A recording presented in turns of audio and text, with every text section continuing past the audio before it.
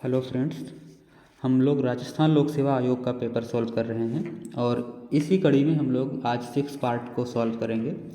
क्योंकि इस पेपर में 150 क्वेश्चंस हैं, हमने लास्ट के 100 क्वेश्चन सॉल्व किए थे इस पेपर के। आज हम 101 से स्टार्ट करने जा रहे हैं। यहाँ पे देखिए क्वेश्चन दिया हुआ है 101 पे। क्वेश्चन है आपका कि खेल सिद्धांत में वह दशा जब एक फर्म को लाभ होगा तभी जब दूसरी फर्म को उतनी ही हानि होती है तो उसे क्या कहते हैं। तो आपको बताना है। तो यहाँ देखिए पहला ऑप्शन है सहयोगी स्थिरेतर राशि खेल, असहयोगी स्थिरेतर राशि खेल, कैदी दुविधा और शून्य राशि खेल।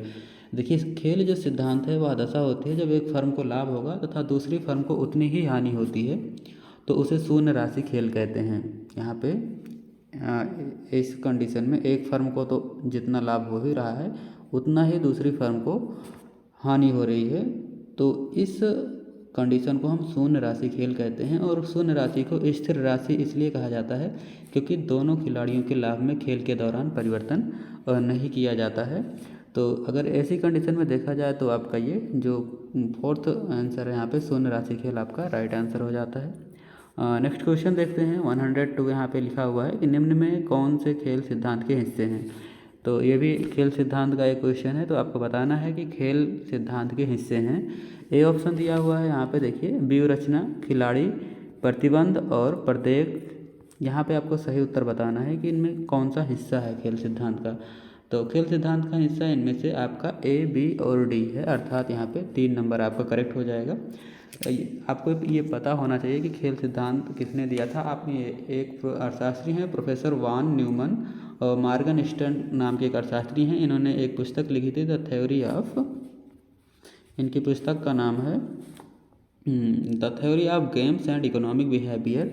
और ये पुस्तक जो है 1944 में प्रकाशित हुई थी। इसमें इन्होंने बताया था कि परस्पर विरोधी स्थितियों वाली विभिन्न समस्याओं के प्रति एक नया दृष्टिकोण इस पुस्तक में इन्होंने प्रदान किया था। और खेल सिद्धांत के हिस्से की अगर बात करें तो यहाँ पे आपका ये व्यूह रचना हो जाता है ए, और खिलाड़ी और ये डी जो है यहाँ पे प्रत्येक, अर्थात ए, बी और डी इसमें आपका करेक्ट हो जाता है। नेक्स्ट क्वेश्चन देखते हैं 103 नंबर। यहाँ लिखा हुआ है परमानंद बिंदु है जहाँ पे। तो आपको बताना है कि ये परमानंद बिंदु क्या होता है। तो परमानंद बिंदु उपयोगिता सीमा वक्र कल्याण वक्र को स्पर्श करता है जहाँ पे, वहाँ का उसको हम परमानंद बिंदु कहते हैं। इसका फिगर अगर देखा जाए तो इस तरह बनता है। ये ओ एक्स है, एक्स एक्सिस है, ये वाई है, आपका वो पॉइंट है।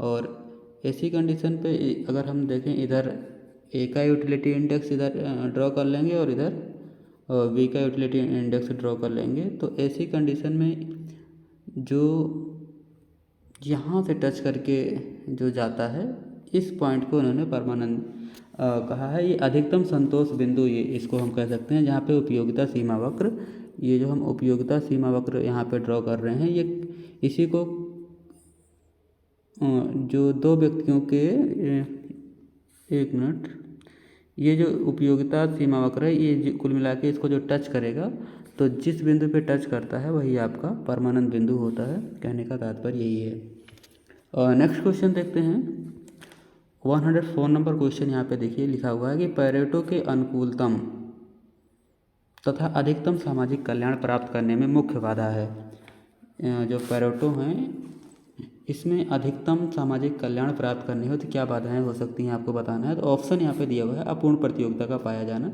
दूसरा है बाध्यताओं का होना, और तीसरा है सार्वजनिक वस्तुओं का उपभोग, और चौथा है इनमें से सभी। तो यहाँ पे आपका ये फोर्थ आंसर इसमें राइट हो जाएगा, बिकॉज यहाँ पे अपूर्ण प्रतियोगिता का पाया जाना भी सामाजिक कल्याण में बाधा पहुँचाता है, और बाध्यताओं का होना भी एक अधिकतम सामाजिक कल्याण में वृद्धि कभी नहीं कर सकता है। और सार्वजनिक वस्तुओं का उपभोग इसमें आपका राइट होता है। और अगर आगे देखा जाए तो पैमाने का एक बढ़ते प्रतिफल होता है। ऐसी कंडीशन में भी जो है अधिकतम सामाजिक कल्याण प्राप्त करने में बाधा होगी। सामूहिक संपत्ति अधिकार, असममित सूचना या पूर्ण सूचना, ये सारी चीज़ें जो है आपका अधिकतम सामाजिक कल्याण प्राप्त करने में मुख्य बाधा के रूप में काम करता है। तो इसमें आपका इनमें से सभी राइट आंसर हो जाएगा। नेक्स्ट क्वेश्चन देखते हैं 105 नंबर क्वेश्चन। यहाँ पे आपको मैच करना है। सूची 1 को सूची 2 के साथ सुमेलित कीजिए और सूचियों के नीचे दिए गए कूट का प्रयोग कर सही उत्तर का चुनाव करना है आपको। यहाँ पे देखिए निरपेक्ष आय परिकल्पना दिया हुआ है। तो निरपेक्ष आय परिकल्पना इसको केन्स ने दिया था। निरपेक्ष आय परिकल्पना यहाँ पे केन्स ने दिया है, तो ए का इसमें 2 हो जाएगा। तो ए का 2 इसमें पहले में ही है, अगर इस तरह आप एलिमिनेट करते हैं तो ये आपके लिए आसानी हो जाएगी। लेकिन हम पूरा देख लेते हैं क्योंकि बहुत ही ईजी है। यहाँ पे दूसरा दिया हुआ है सापेक्ष आय परिकल्पना, तो ये जेम्स ड्यूजनबरी ने दिया था। अस्थायी आय परिकल्पना फ्रीडमैन ने दिया था, और जीवन चक्र परिकल्पना एंडो मोदिग्लियानी ने दिया था। तो ए का 2, बी का 1 और सी का यहाँ पे 4 और डी का 3, इसलिए यहाँ पर 1 नंबर आपका राइट आंसर हो जाता है।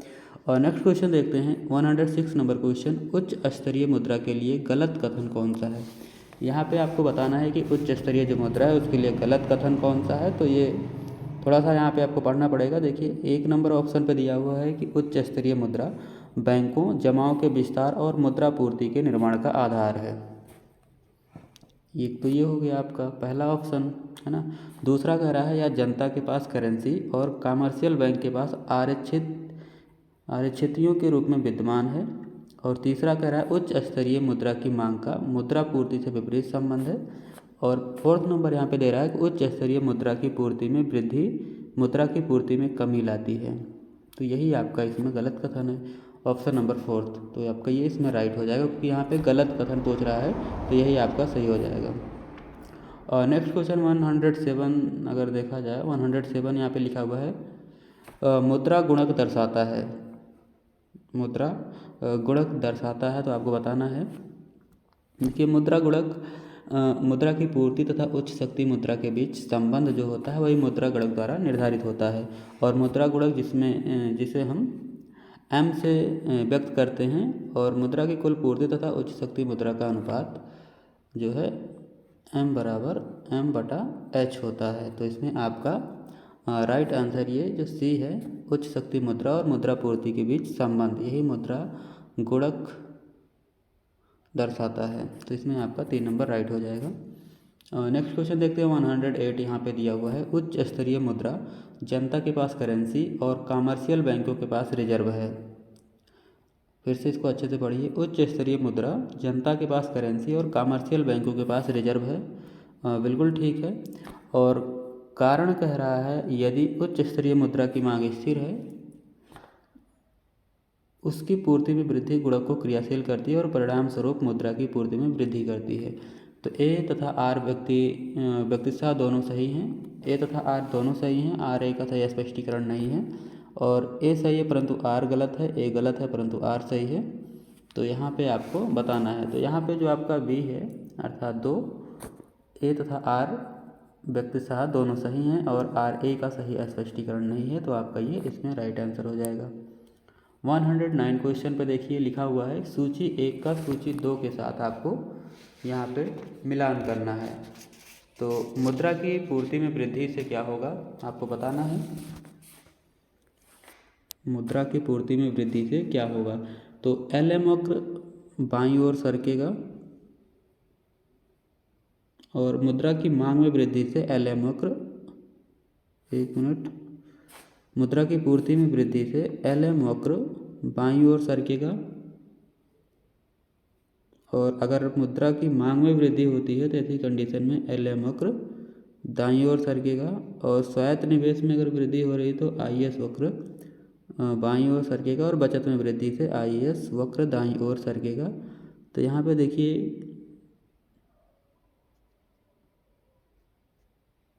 1, 2, 3 और 4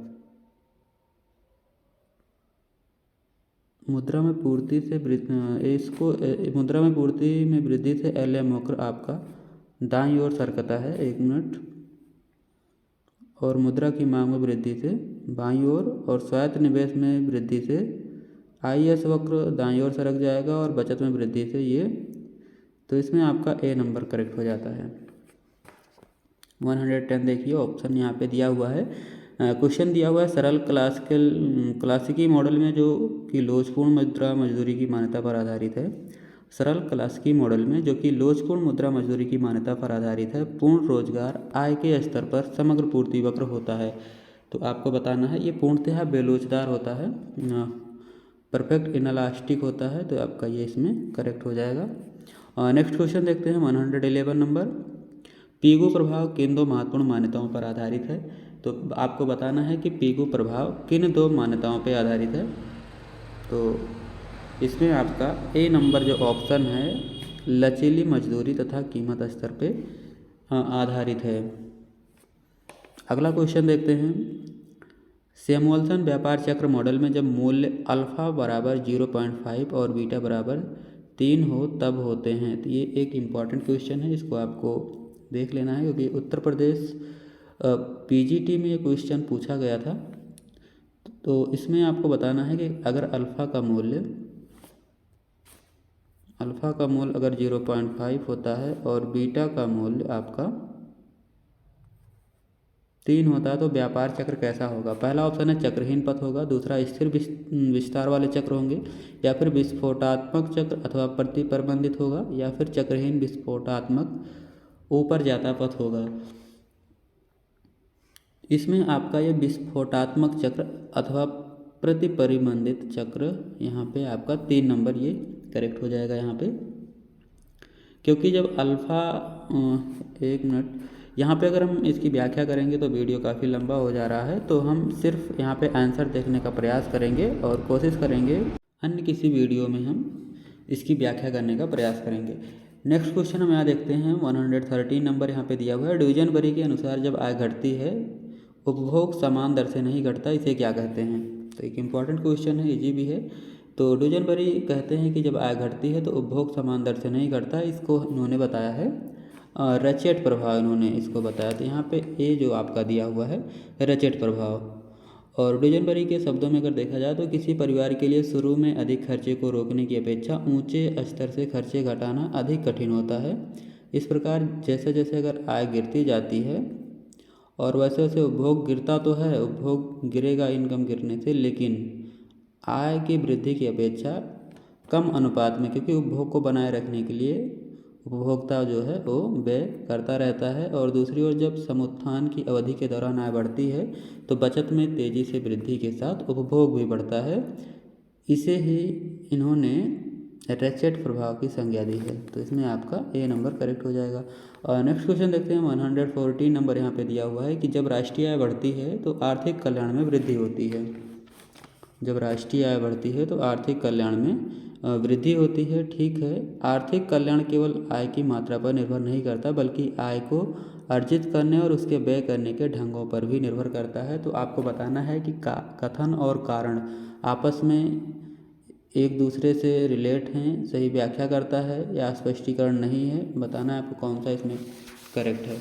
तो यहाँ पे ए नंबर जो आपका दिया हुआ है, ए तथा आर व्यक्तिगत दोनों सही हैं और आर ए की सही स्पष्टीकरण है, अर्थात इसकी सही व्याख्या करता है।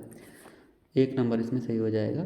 150 नंबर यहाँ देखिए, डी मॉरिस द्वारा जीवन की भौतिक गुणवत्ता सूचकांक के निर्माण हेतु संकेतक हैं। जीवन संभाव्यता संकेतक, शिशु मृत्यु दर, सी है शिक्षा संकेतक, जीवन स्तर संकेतक।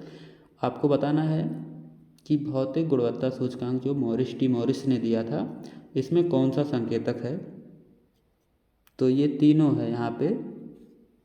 ये ऑप्शन जो डी दिया हुआ यही नहीं है, बाकी का जीवन संभाव्यता संकेतक, शिशु मृत्यु दर भी है, शिक्षा संकेतक भी है। तो ए बी सी इसमें आपका तीनों करेक्ट हो जाएगा। 116 नंबर यहाँ पे क्वेश्चन दिया हुआ है, मूल्य निर्णयों से बचने के लिए अर्थशास्त्री तथा यूएन के संगठन निम्न में से आर्थिक विकास का कौन सा माप का प्रयोग करते हैं? तो एक इम्पॉर्टेंट क्वेश्चन ये भी है।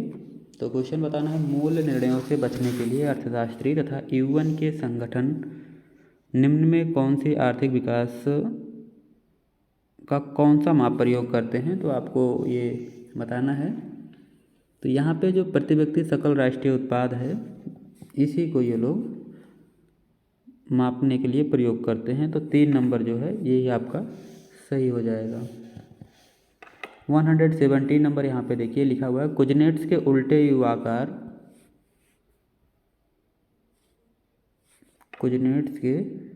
उल्टे यू आकार परिकल्पना आय के वितरण को बताती है कि आर्थिक विकास के प्रारंभिक चरण में सापेक्ष आय असमानता घटती है और कुछ समय के लिए स्थिर रहती है और फिर बाद की अवस्था में बढ़ती है।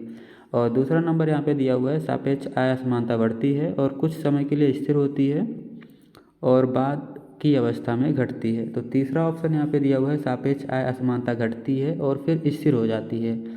चौथा दिया हुआ है सापेक्ष आय असमानता बढ़ती है और फिर बाद की अवस्था में घटती है। तो आपको बताना है कौन सा सही होगा यहाँ पे। तो ये जो आपका बी है, सापेक्ष आय असमानता बढ़ती है,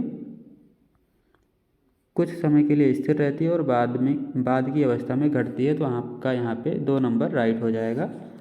नेक्स्ट क्वेश्चन देखते हैं 118। यहाँ पे दिया हुआ है if the value of Gini coefficient is 1 then there is. तो आपको बताना है यहाँ पे गिनी गुणांक का मूल्य 1 होता है तब क्या होगा।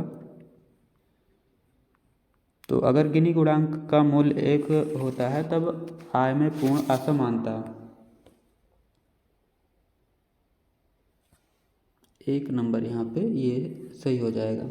क्योंकि गिनी गुणांक 1900 आपको ये पता होना चाहिए कि 1912 में एक इटालियन सांख्यिकी कोरेडो गिनी ने इसको विकसित किया था और ये वितरण की विषमता की माप की सबसे प्रचलित विधि थी।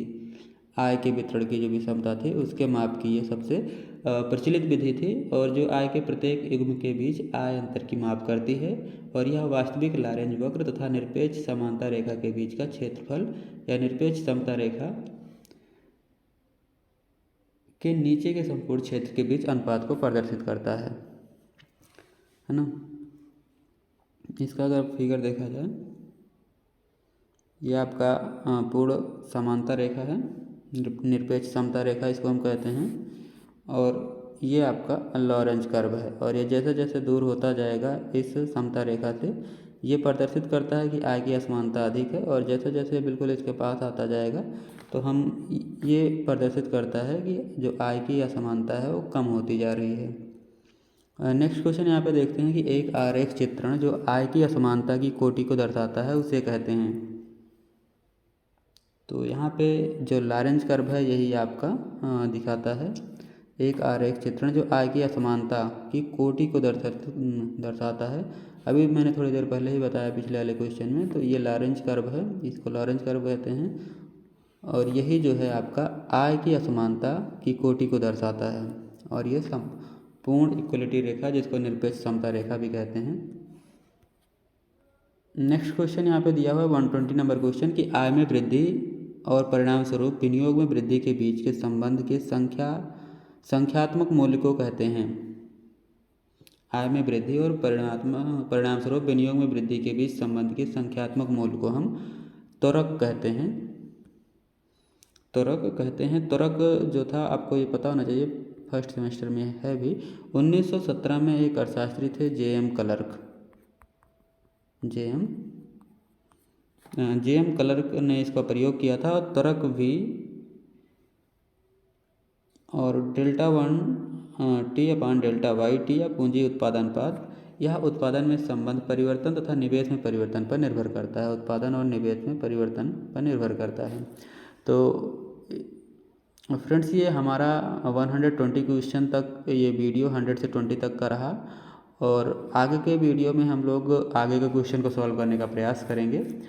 और अगर आपको इसी तरह अन्य लोक सेवा आयोग का पेपर चाहिए तो आपसे एक छोटी सी रिक्वेस्ट है कि आप चैनल को अभी तक अगर सब्सक्राइब आपने नहीं किया है तो आप लोग सब्सक्राइब करें, क्योंकि मैंने अभी अपने इस चैनल पे देख रहा था कि जो हमारे 60% व्यूअर्स हैं जो इस वीडियो को देख रहे हैं उन्होंने हमारे चैनल को सब्सक्राइब नहीं किया है।